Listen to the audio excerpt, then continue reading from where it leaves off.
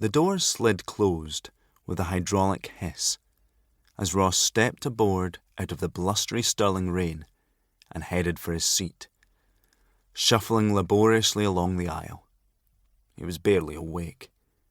Safe mode, only loading the minimum components required to carry out the very basic tasks involved in getting from his bed to his desk.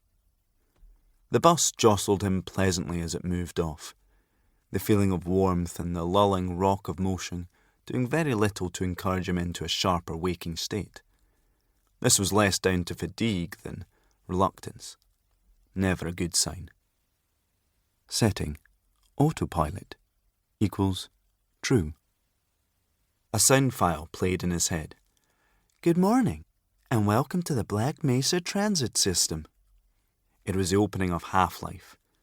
A woman's soft voice over the PA of a futuristic subterranean monorail taking the physicist Gordon Freeman to work on what would prove to be a cataclysmically fateful day. Also, not a good sign. Human memory wasn't random access. What the subconscious chose to retrieve, seemingly unprompted, was seldom anything of the sort. If you looked deeply and honestly enough, you could usually trace the connection, and it would tell you plenty about your true state of mind. This voice from the past was telling Ross something inescapably accurate about the present.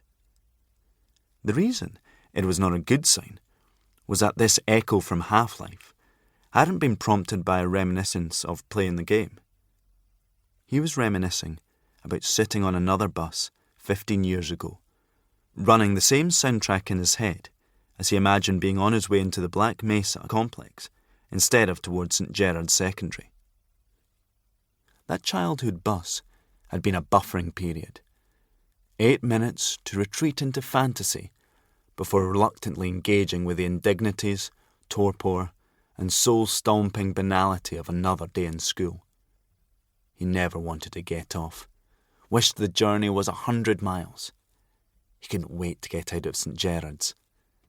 He was planned to go off to uni to study medicine, and once he'd qualified, he would look forward to every day's work as both a challenge and an opportunity. Yeah, that worked out well. The bus was busy.